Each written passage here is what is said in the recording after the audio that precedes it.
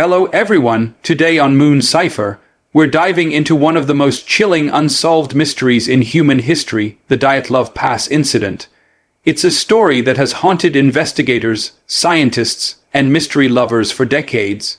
A story of 9 hikers, an icy mountain, and a terrifying night that left behind nothing but confusion, fear, and frozen bodies.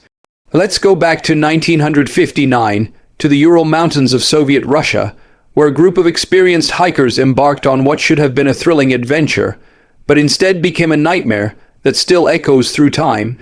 It was late January 1959.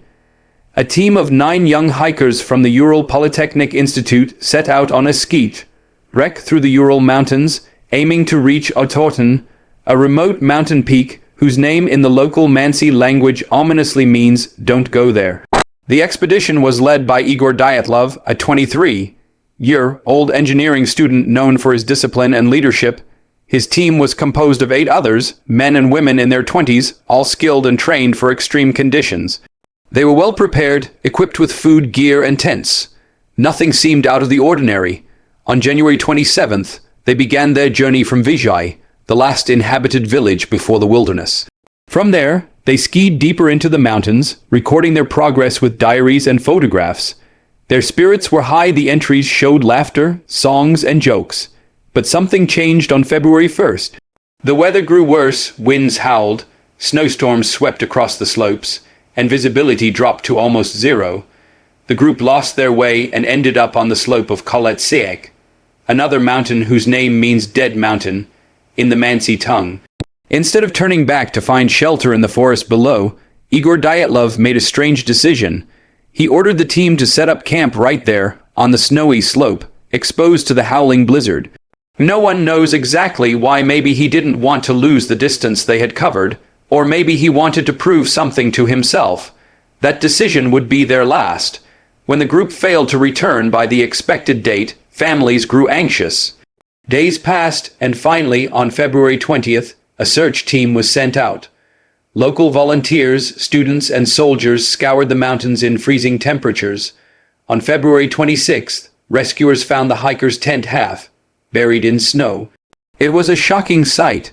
The tent had been ripped open from the inside, as if someone or something had sliced their way out in panic. Inside were their belongings, clothes, boots, and food, all neatly arranged, as if they'd left suddenly. But there were no hikers in sight. Rescuers soon found footprints in the snow leading down toward the forest. Oddly, most prints were made by bare feet or socks in -30-degree weather. The tracks led about a mile down the slope before disappearing into the trees. Then came the first grim discovery. At the edge of the forest, beneath a tall cedar tree, 2 bodies were found. They were dressed only in underwear, lying next to the remains of a small campfire. The branches above them were broken, suggesting that they had tried to climb the tree, maybe to escape something or to see the camp above. 3 more bodies, including that of Dyatlov, were found between the tent and the forest, as if they had tried to return to camp but collapsed from exhaustion and cold. Months later, when the snow melted, the remaining 4 were discovered deep in a ravine, buried under several feet of snow. Their injuries were far more severe. 1 had a crushed skull, 2 had broken ribs, and 1 was missing her tongue and eyes. The official reports claimed there were no external wounds consistent with a fight or weapon, yet the internal injuries were said to be as powerful as those from a car crash. Even more baffling, traces of radiation were found on some of their clothing. The investigators were stumped. The Soviet authorities closed the case quickly, saying the hikers died due to a compelling natural force. But what exactly did that mean? Over the years, countless theories have tried to explain what happened that night. Some are logical, others are beyond imagination. One of the most common explanations is the avalanche theory. It suggests that a sudden slide of snow hit the tent, forcing the group to cut their way out and flee.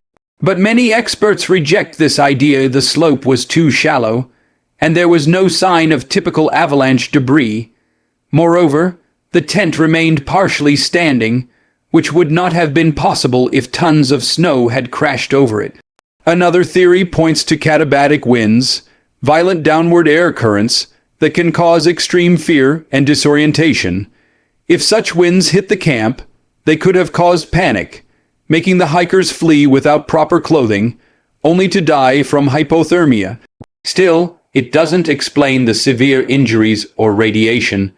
Some suggest the hikers were victims of secret Soviet military tests, perhaps a parachute mine or a missile experiment gone wrong.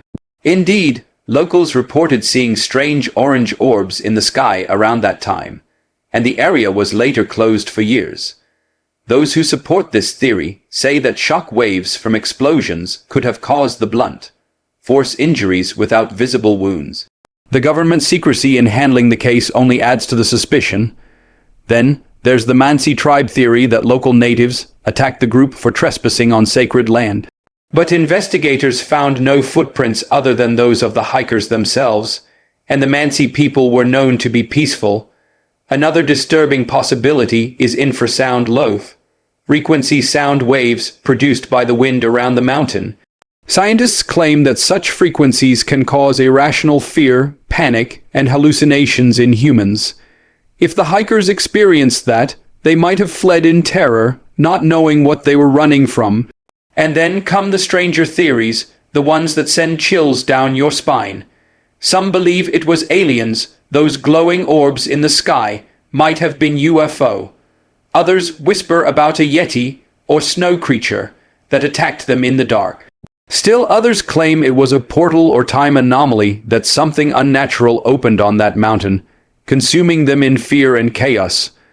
Over the decades, scientists have revisited the case, running new tests and simulations. In 2021, a group of researchers used computer models to show that a rare type of small slab avalanche could have occurred, causing some of the injuries, but even they admitted it doesn't explain everything, like the missing tongue, the radiation, or why the tent was cut open from inside. The Dyatlov Pass remains a scar on history, an event wrapped in layers of snow and secrets. What truly happened that night might never be known. Were they victims of nature, human error, or something far more sinister? Perhaps the answer still lies buried in the ice, waiting to be uncovered. Even now, when travelers visit that remote spot in the Urals, they say the silence is heavy, as if the mountain itself remembers what happened. Locals still avoid it after dark, and when the wind blows just right, it's said you can hear faint echoes of screams carried through the snow from that long, terrible night in 1959. So what do you think happened at Dyatlov Pass?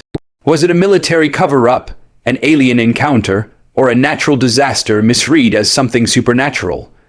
Leave your thoughts in the comments, because mysteries like this remind us that the world still holds places where logic fails and fear reigns. This has been Moon Cipher.